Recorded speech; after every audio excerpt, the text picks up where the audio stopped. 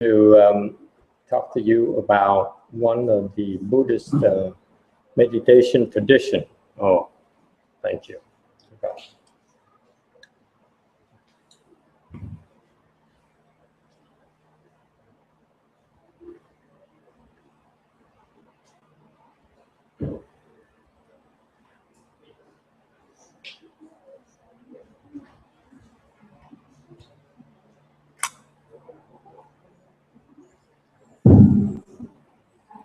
All right, sorry about that.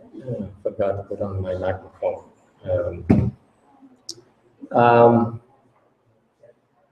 You know, in the Japanese Zen tradition, you don't get to be a Zen teacher until you studied under an accomplished master for at least 10 years. Huh? It's not showing on the screen? Okay, now make a show on the screen then, please.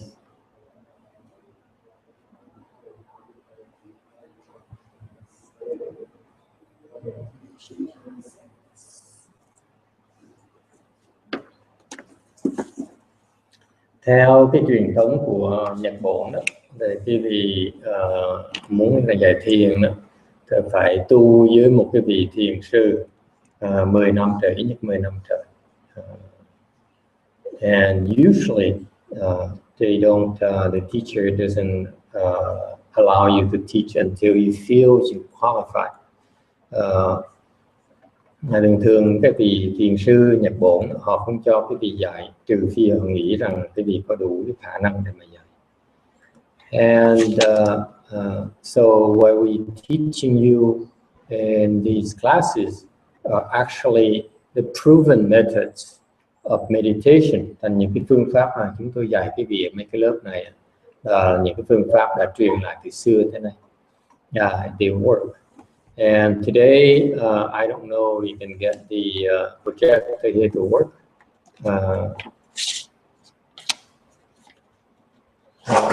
Today, this past week, we are very fortunate to be able to have an accomplished meditator from the Hinayana tradition to come visit the temple and talk about this particular practice. Tuần vừa qua chúng ta rất may mắn đã gặp một cái vị thiền sư bên Nguyên Thủy mà đã có sự thành công lớn lao trong công phu thiền. Tới đây lên đài TV nói chương trình TV Chánh Pháp Như Lai, nói cho biết cái quá trình tu hành của ngài ra sao. And so I thought I'd take a little bit of time to tell you, to introduce to you their technique. Nên thầy muốn bỏ tí giờ bàn về kỹ thuật tu luyện của họ. Can you see it now on the screen? No, still not showing up.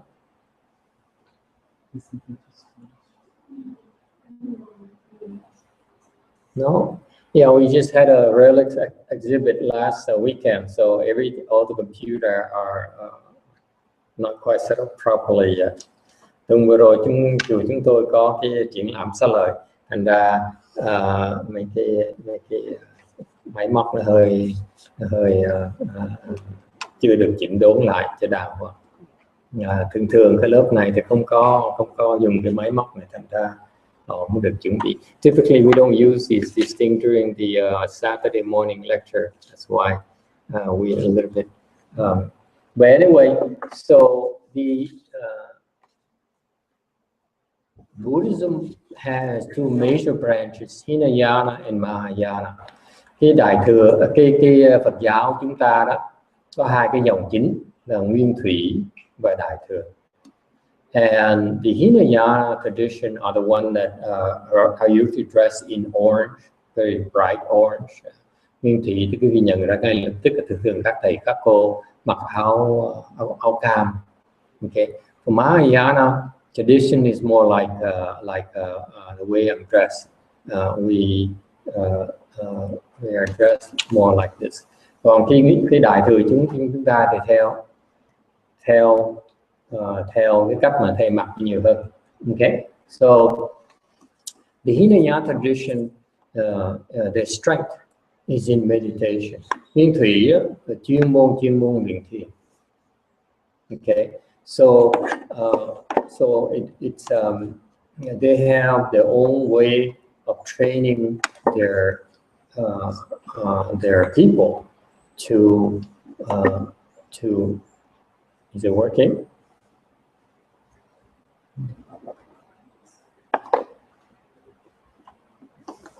To accomplish their meditation technique, and that's what they excel at doing.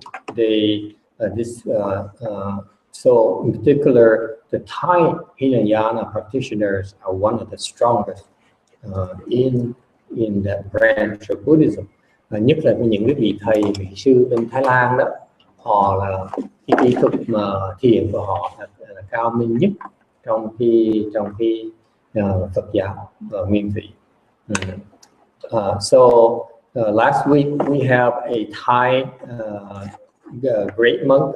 He's a Phra monk, Phra Samre. Tuần vừa rồi có một cái vị đại hòa thượng tên là Phra Samre người Thái Lan tới chùa Hiến, tới thăm chùa. And this time here, he's been here before. This time we have a chance to talk to him more extensively about his meditation, what he did, what kind of meditation he received from his teachers.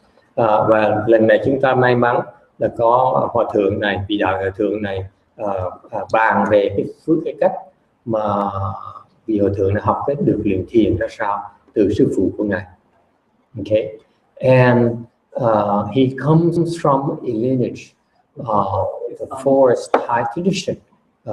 Các vị thượng này đó là theo cái truyền thống của, can you see it now? Much better, huh? Okay, sorry about that. Vì có hình lại rồi. Xin lỗi cái gì là ghi nhận từ. So this monk, for example, this is a very Phra Samre. He's right here when he was younger. Đây là hòa thượng khi mà ngài còn trẻ. And this is teacher, by the way. Okay, you see how they are dressed. They're dressed in garments like this. Basically, a piece of cloth they wrap around the body. Thì họ mặc áo quần bằng cách họ lấy một tấm vải như vậy, họ cột xung quanh, bấn xung quanh người mình thôi. That's all they do. Yes. Full screen. Full screen. Even full screen. Let's see, how do I put in full screen? Or maybe here.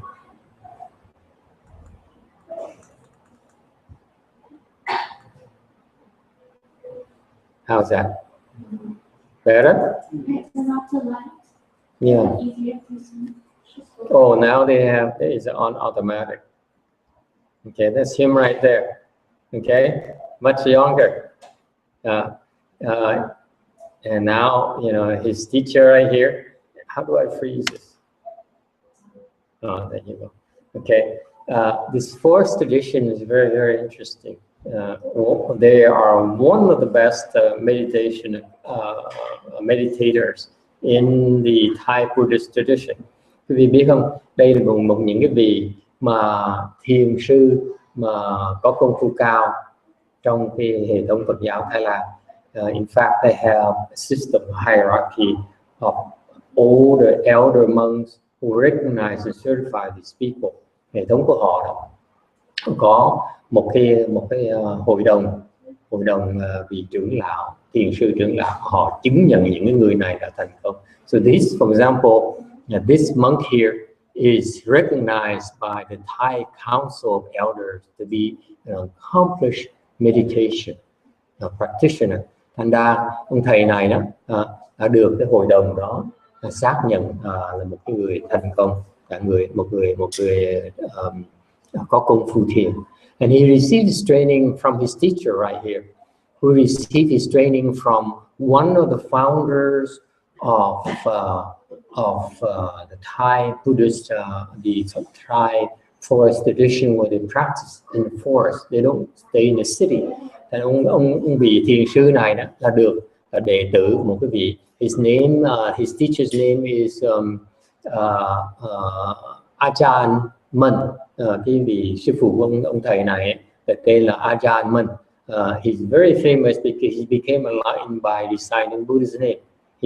His practice involved, he practiced meditation by reciting Buddho Buddho. That's how he became enlightened. And he's one of the has the strongest meditation skills in Thai Buddhism. Và sư phụ ông này là hòa thượng Ajahn Mun là đắc đạo tại nhờ niệm Phật. Buddho có nghĩa là Buddha, nghĩa là Đức Phật, Phật tổ. So Buddho is in Thai for Buddha. Okay, and when I first learned meditation, I first became a monk. I was very impressed by Venerable Ajahn Mun because his great reputation as a meditation practitioner. So he trained this monk here. Okay, personally trained his monk. He trained several of his disciples, very famous. Ngài Ajahn Mun là rất nổi tiếng và huấn luyện rất nhiều đệ tử của ngài, rất nổi tiếng, rất là giỏi. So he's also an accomplished meditation practitioner. And cái đây, this is Ajahn Suwat. Ajahn means teacher in Thai. Ajahn là một cái hiệu, một cái tước vị, chức vị bên Phật giáo Thái Lan, có nghĩa là vị thầy, vị sư. Mà khi quý vị làm Ajahn là rất là thành công rất là lớn lao. So his name is Ajahn Suwat. Okay, and he trained Ajahn Phasambray. He's the monk who came to visit our temple. And cái vị sư này huấn luyện cho cái vị sư Ajahn Phasambray này ở tới chùa chúng ta. And so it's him right now. You see, now he's a little bit older. He's in 67 years old. Hiện 67 tuổi. And so these are the forest tradition they have. How do they practice? They practice in a forest, meaning they live in a wilderness. Look at this. This is what they do. The main form, the practice, the serious practitioners are the ones that stay away from the cities. Họ lui ẩn vào trong rừng, trong núi, and they bind themselves and they practice preferably in a cave like this. And thường kiếm một cái hang và tu.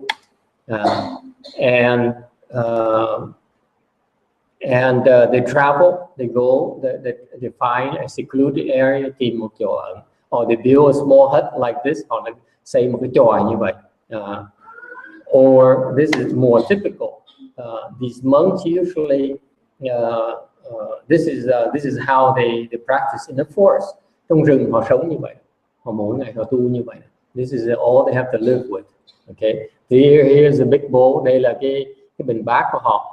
During the day, in the morning, they walk to the village nearby to collect the food offering. Ban ngày họ tới cái làng gần đó, họ đi khất thực, kiếm đồ ăn, then brought it back. So people would line up outside because of their tradition.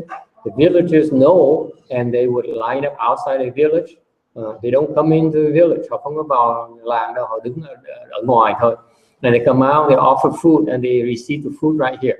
Okay, they eat one meal a day. Ngày ăn một bữa. They usually eat around 10 o'clock. 10 giờ là họ bắt đầu dùng trưa. Okay, that's it. So they have to walk to the village, come back and eat. They start their lunch by 10 o'clock, and khoảng chừng họ đi khất thực về 10 giờ sáng họ bắt đầu ăn. And after they eat, then they meditate. Và sau khi họ ăn rồi thì họ dùng trưa rồi thì họ thiền. You see, this is how they practice. This is a mosquito net, by the way. Đây là cái mùng. And you see their belongings right here. You see there's a pot, có một cái bình nấu nước, because they disinfect They boil the water, disinfect the water, and this is their luggage right here. And they during the day it's not bad because the mosquitoes are very few. But at night you need a mosquito net to protect yourself, otherwise you can't sleep. Quý vị thấy không? Ban ngày thì ít muỗi không sao hết, ban đêm phải cần cái mùng này để mà tránh muỗi.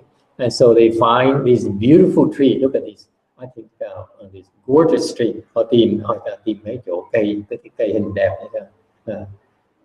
để mà tu. And this is the luggage, by the way. Đây là cái hành lý của họ. Okay, that's all they carry for their practice.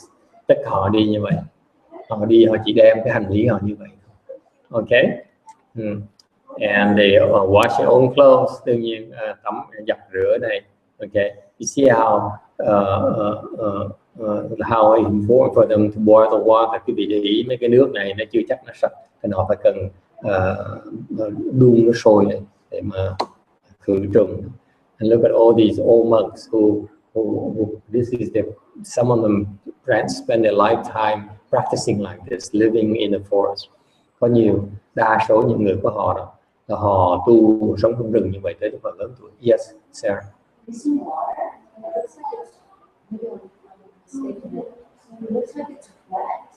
No, it looks like it's on some wood.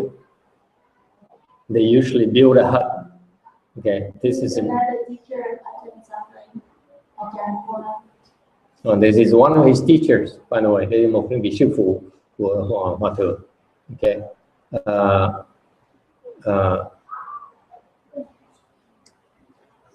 That's him too? No, this is attending. Okay, that's another teacher they have.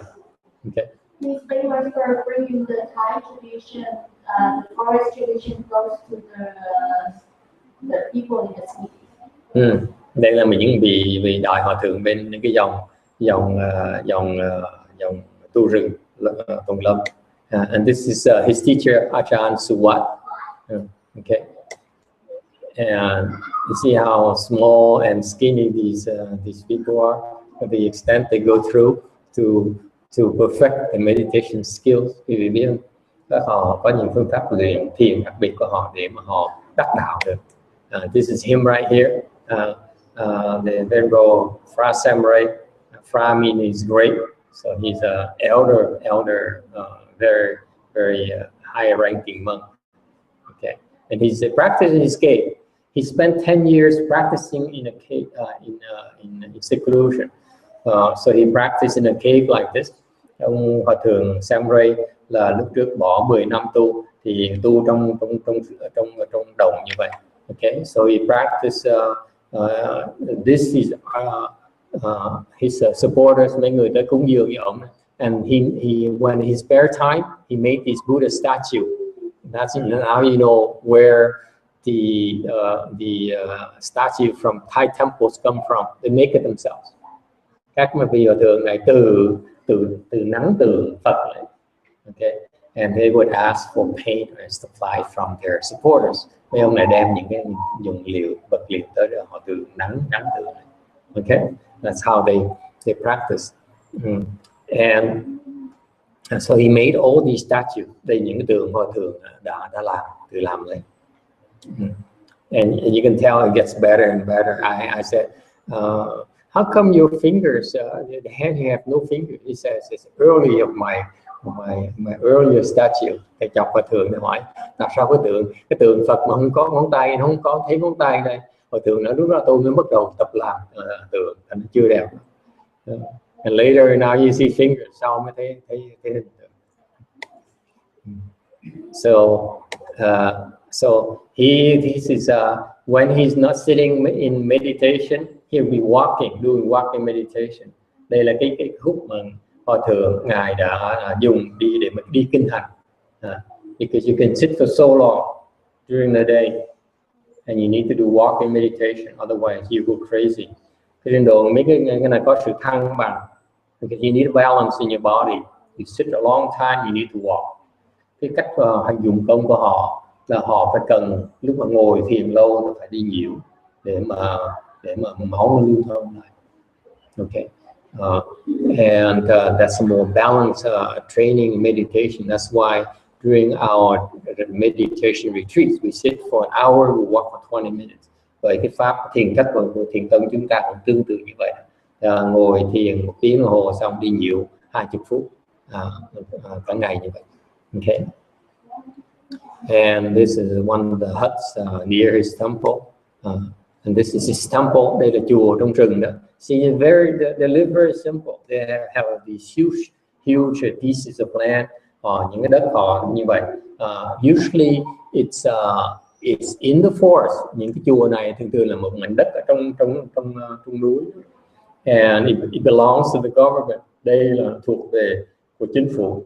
And their tradition is that you go there, these monks go there and build a temple.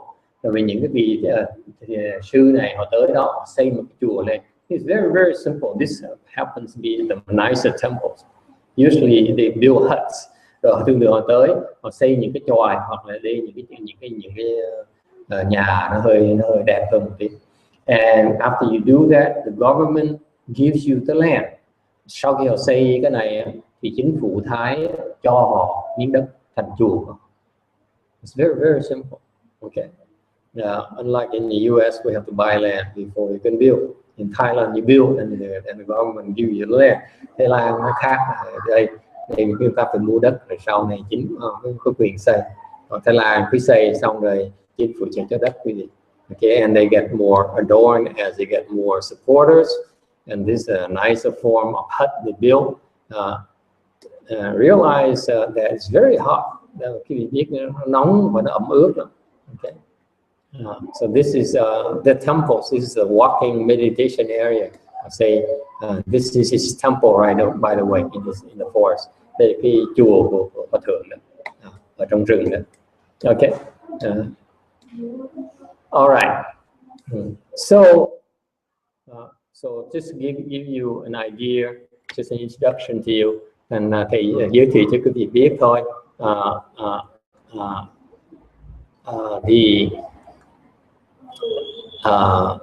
And by the way, I'm going to introduce to you these great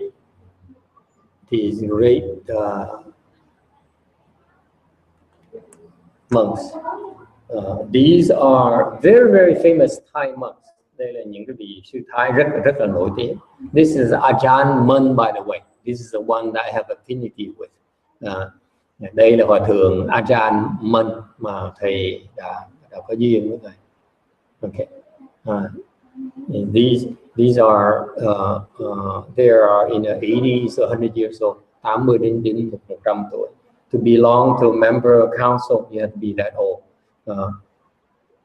And he's very famous. He's a teacher of the Thai kings. Ông này là Hòa thượng là nổi tiếng lắm, là sư phụ của Minh sư. So this is another famous monk.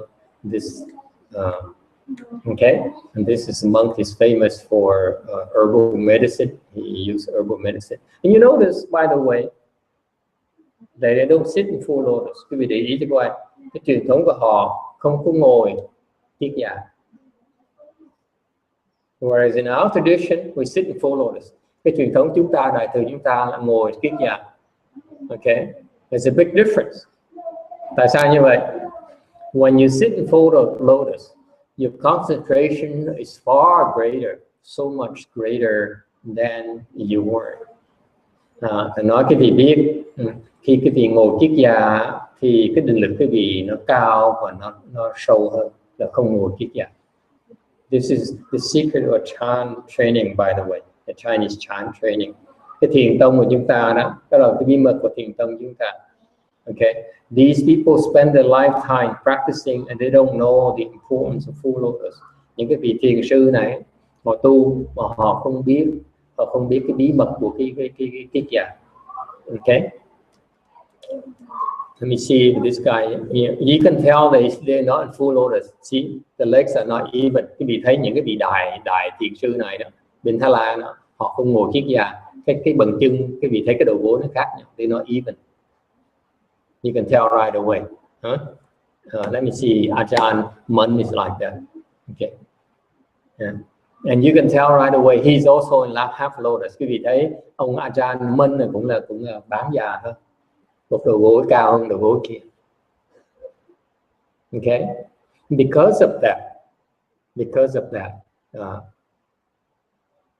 these monks spend on the average 10 years to perfect their skills, the meditation skills. That's fast. Okay.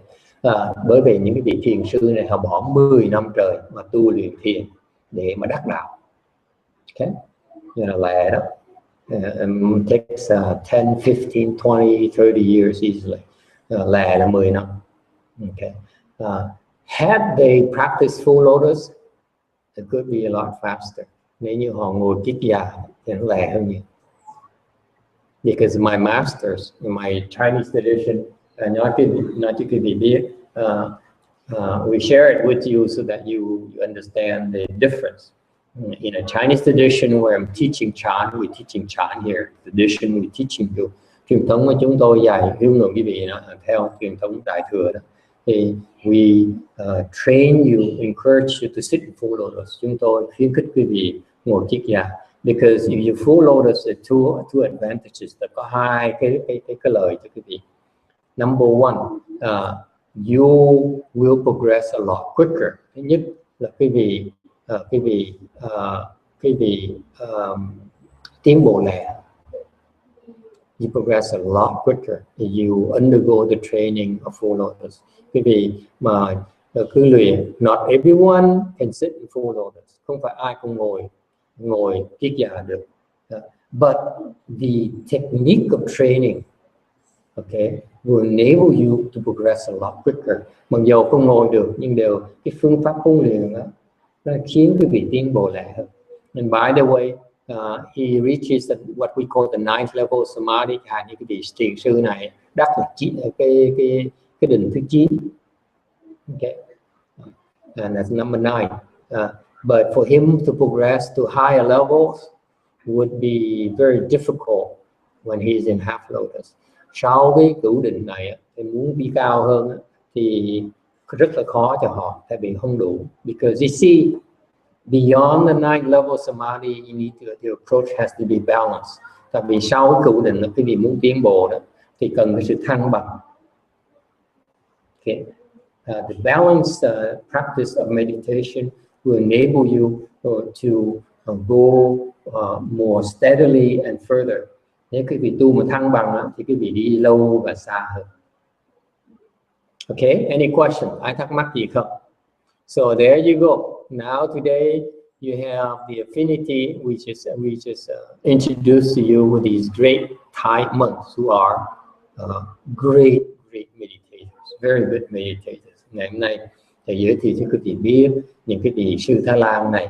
Because if you want to learn Hinayana meditation, the Thai are one of the best. Tại nếu quý vị muốn học thiền mà theo cái hệ thống nguyên thủy thì những vị thầy Thái đó họ giỏi, họ rất là giỏi. Okay, they are by far the best, the most accomplished Hinayana meditators. Cái hệ thống nguyên thủy rất là giỏi. Whereas you want to learn Mahayana meditation, Chan meditation, as we call it, or Zen as the Japanese call it. Ngược lại, nếu quý vị muốn học cái phương pháp thiền của Đại thừa, thiền tông Đại thừa đó, mà người Nhật gọi là Zen, okay. Then you have to go to the Chinese. Quý vị qua bên người Tàu, họ giỏi. Okay. And it turns out my teacher is a Chinese Chan patriarch. Ngài Tiên Hóa, sư phụ của thầy đó, là một cái vị tổ sư dòng thiền tông Phật giáo của người Trung Hoa. And he brought that Chan meditation to the US. Ngài đem cái kỹ thuật thiền đó tới cái xứ Mỹ này. And therefore the American Chan teachers are more advanced than the Chinese Chan teachers nowadays. Nên bây giờ những cái vị thiền sư ở Mỹ đó, trình độ họ cao hơn thiền sư Tàu. Okay, there you go. That's all I have. Đó tôi nói cho quý vị biết. Giới thiệu quý vị biết chơi. Okay. Any questions? Ai thắc mắc gì cơ? Yes, sir. How do they meditate when they're walking? Is there something special, like different they do? Or, Walking, what? yeah, when they were meditating and walking, Yes. like how do they just keep that balance and just Very good. Good how do question. they still go into the wave and not just... Excellent. Good question. Câu hỏi là riêng các vị thiền sư mà đi kinh hành họ tu làm sao để giữ cái sự thăng bằng. Họ đi tu thiền mà đi nhiễu là nghĩa là sao? So let me repeat the question in English for all of you.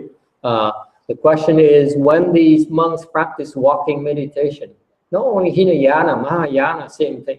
Không phải riêng Nguyên Thủy và Đại Thừa cũng vậy, phải có đi nhiễu để mà for example, great Master Xu Yun, my teacher's teacher, also practice a lot of walking meditation. Như ngài thiền sư Hư Vân, sư phụ của ngài Tiến Hóa đó, ân sư của thầy đó, ngài cũng phải tu đi kinh hành mỗi ngày. Okay, and what is this involve?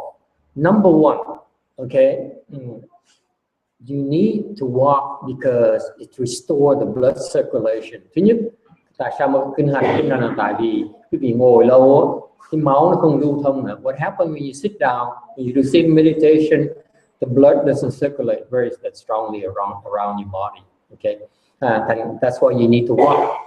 Và quý vị ngồi thiền, ngồi tọa thiền thì máu nó không lưu thông, and therefore you walk, you need the blood will circulate much better. Cái máu nó lưu thông.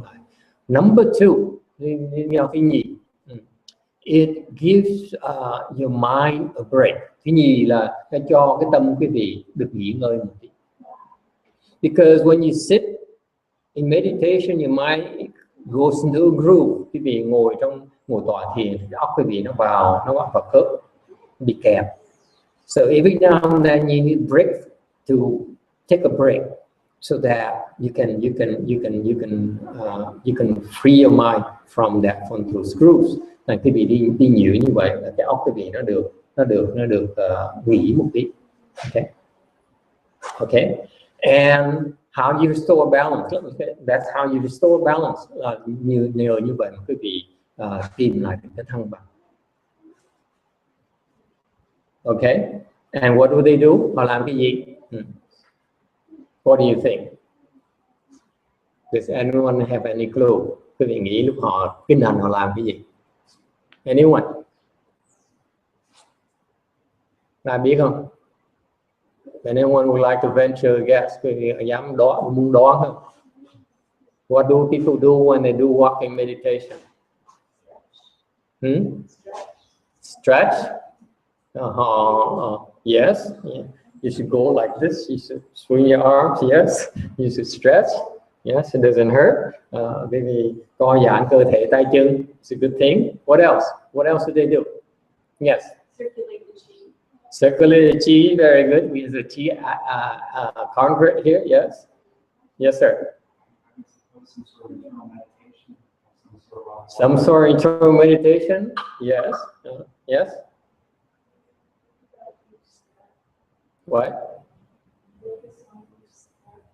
I can't hear you. Sorry. Focus on each step. Okay. So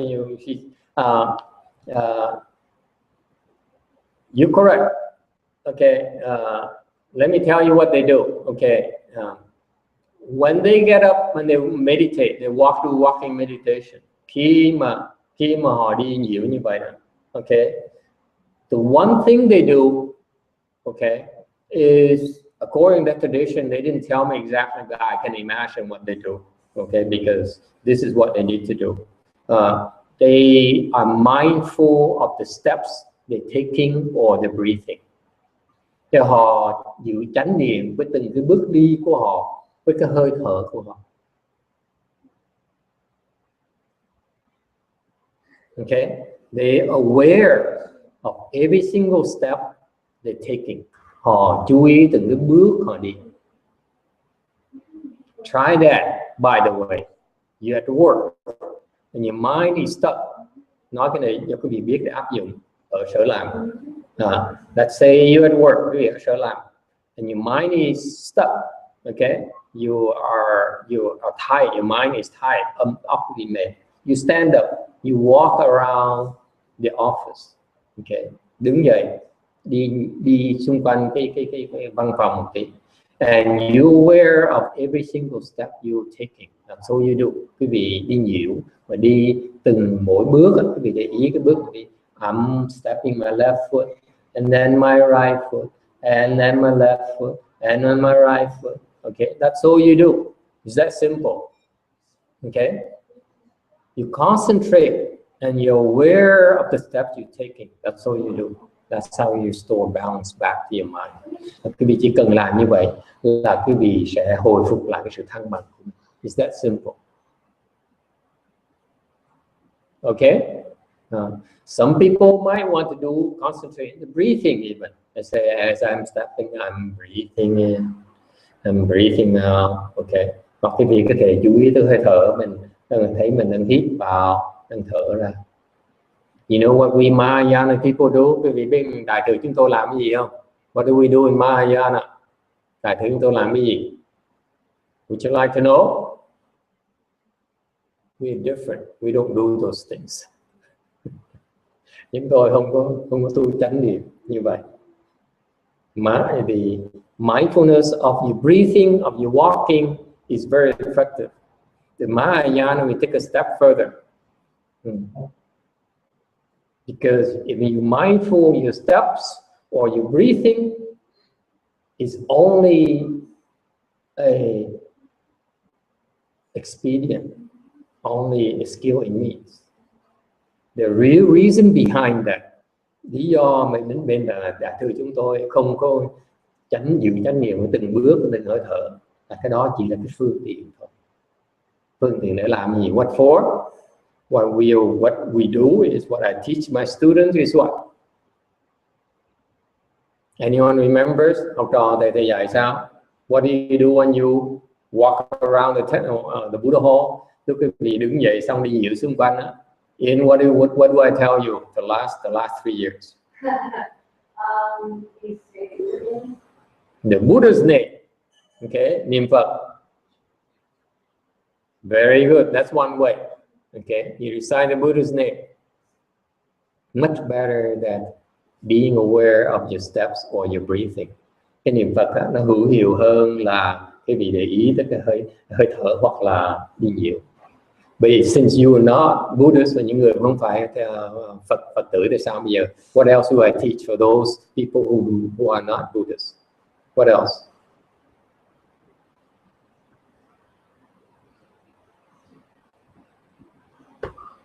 Don't embarrass me now. Oh, this is embarrassing. Yes? Yes, Sarah. Just walk without thinking. Just walk as soon as you aware of a thought. What are you thinking? Drop it. Whatever comes to your head, drop it. Whatever comes to your head, drop it. Don't worry about food. Don't worry about your daughter. Don't worry about your husband. Drop it. As soon as you're aware you're thinking about something, blank it out. Okay? Stop getting angry at your husband. Drop it. He pisses you off. Drop it. He's impossible. Drop it. He's unreasonable. Drop it. He doesn't love me. Drop it. I want to make him pay. Drop it. You hear me? That's walking meditation.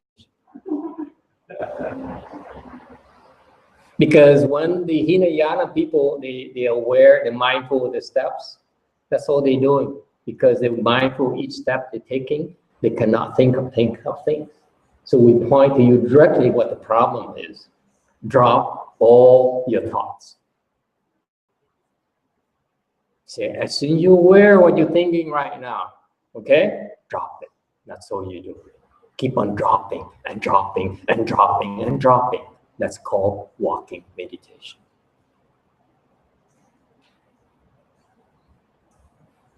Thành ra cái phương pháp chúng ta là quý vị khi mà bất cứ quý vị đầu óc nó nghĩ cái gì đó, biết mình nó nghĩ, nó thả nó ngay lập tức, nghĩ tới là xả ra, nghĩ tới là xả ra, nghĩ tới là xả ra, từ đầu cái tâm thì nó sẽ bình thường. Yes, question here. Yes sir. How long are you Driving? Don't do it while driving. It's not safe. I do it, but I'm aware of driving. The reason I teach you not to do it because if I teach you and you do and you empty yourself out, you go and you get in an accident, you sue me. That's why I teach you. No, I get the idea of Actually, even when you're driving, you can do that as well, but at a certain level where you're still aware of driving. Okay, that's natural. But usually, don't do it while driving. It's dangerous because when you make a mistake, you hurt people. We're not worried about you. We're worried about you hurting someone else. Okay, and like suing me. Okay, and there's time to do that. Don't meditate while driving, please. Don't. Cái vì lúc lái xe, nghĩ lái xe, đừng có thiền. Okay. All right. So, does it answer your question, sir? Yes. Walking meditation is the best way. That's better than the way these people practice because they don't know that. Okay, they don't understand that. Walking meditation is to look at your mind. Whatever you're thinking, drop it. That's what walking meditation is about. Thành ra cái kinh hành đó, nó khác, cái đại từ chúng ta nó khác nguyên thủy một cái. Lúc quý vị đi kinh hành đó, thì biết mình đã nghĩ gì, xả ngay lập tức. Không cần biết, doesn't matter whatever you're thinking, drop it. Bất cứ nghĩ cái gì, xả. That's how you unburden yourself. That's how you restore balance to yourself, through your mind. Tại quý vị hồi phục lại cái sự thăng bằng cách là xả những cái ưu tư của mình. You drop your worries, you stop, you drop your anxiety, you drop your anger. Okay? That's how you restore balance. Hồi phục lại cái sự thăng bằng cách đó. Does it help? Okay. Any other question? Ai thắc mắc gì khác không? Okay. So the reason I introduce you to these people, lý do thì giới thiệu cái này, because these are, if you follow them, you learn from them, you follow instructions, you can go very far, you can make progress very quickly. And quý vị gặp những cái vị nguyên thủy này, tu theo pháp của họ đó, thì quý vị sẽ tiến bộ. Okay, find these great monks. It's important for you to find, if you find someone like him, okay, you are very blessed. Nếu quý vị gặp một vị sư, một thiền sư mà tới trình độ này, you can tell these people. Okay, can you see the similarity in these people? Quý vị thấy cái vị thiền sư không? You see these great teachers? They're all Yahuwah. Okay, what else? How can you tell? Very peaceful. Huh? Very peaceful. Very peaceful. These are all 9 of them. These are the national teacher. One of them is a national teacher. Yes? Yes. To me, they look a little bit authoritative. They have what they call samadhi power. Họ có định lực rất là cao. They have concentration power. You look at them like you drawn into them. Nothing bounces back. Khi vì nhìn họ thấy mình bị hút vào. You notice that? You look at them, you know, it's like they draw you into the picture, into their eyes. Những cái nhìn mắt của họ hút vào. You look at Franz Samre, Venerable Franz Samre, như cái vị ở thường Thái Lan đó. When he comes, next time he comes, you have a chance to see him in person. Look into his eyes. It's amazing. His eyes are amazing. You look into empty space. Nhìn vào mắt của ngài đó, hòa thượng này giống nhìn vào hư không, nó trống không. So you draw into it. You're being drawn. They draw you into it. So these people, they are they have very high level of concentration. Đừng được họ cao lắm. Okay? They inspire awe, they inspire respect from us, right? Họ có cái định lực cao, thành ra họ rất là trang nghiêm, nhìn vào mới sinh cái lòng cung kính. Okay? What else? What else did they have? Right. Yes. Radiance. Radiance. Some of them radiate, yes. Very stern. And the old Yakuwa. They live to be very long. They live a long life. That's good news for us. Quý vị thấy rõ ràng nhìn mấy thầy này, quý vị thiền, meaning that the message is that you meditate, you live longer and healthier. Quý vị thiền, quý vị sẽ sống lâu hơn và trẻ và khỏe hơn. And what else? Can you see the sense of detachment? Quý vị thấy cái bình thản của họ.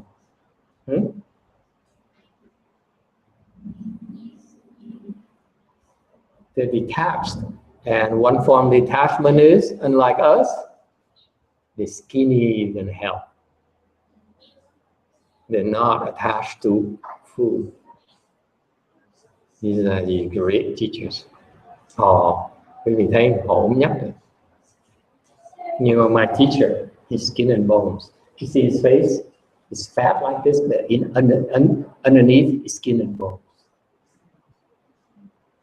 Bởi vì ngài Hòa thượng Tiến Hóa cũng vậy. Cái mặt quý vị thấy trong mặt đầy gì, thiệt ra ở dưới ốm nhắc.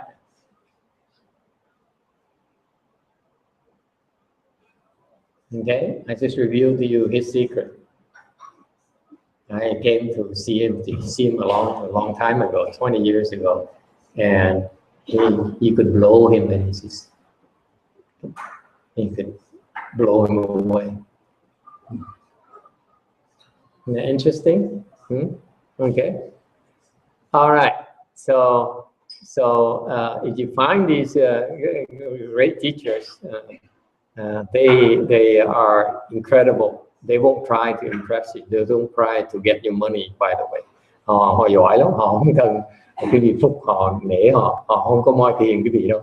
Yes. If I may compare with our great master, when I see great master's photograph, I see a lot of compassion. Really soft. Yes. Warm. Yes. I don't see much from Thai great masters. Excellent. Nói là sự khác biệt. Cô này nói là thấy ngài Tiến Hóa thì thấy cái tâm từ bi, cái dáng đều rất từ bi. Còn mấy vị thiền sư Thái này họ không có cái họ nghiêm. Thì the point here is these Hinayana monks they appear to be stern and very focused, whereas the Chan great masters they tend to be more kind and more compassionate. Ngược lại những thiền sư người Hoa đó thì người ta từ bi hơn. Why is that? Because these people, after they accomplish meditation, tại vì những cái ngày này đó, sau khi họ tu và đắc đạo rồi, what do they do? Do you know? They practice mindfulness, họ tu cái chạy giữ chánh niệm, in order to, what for? To avoid making mistakes, để mà tránh làm lỗi lầm. This is wise people do. Đây là những người có trí huệ trong Phật giáo, là người có trí huệ là ít làm lỗi lầm. The wiser ones are the ones who do not commit mistakes. So that's why they continue to practice. They practice now, they practice mindfulness. And họ giữ chánh niệm. They are more concerned about not making mistakes. Họ tránh tạo nghiệp. They avoid creating karma, họ tránh lỗi lầm. Whereas in Mahayana, ngược lại bên đại thừa chúng ta, what do we do?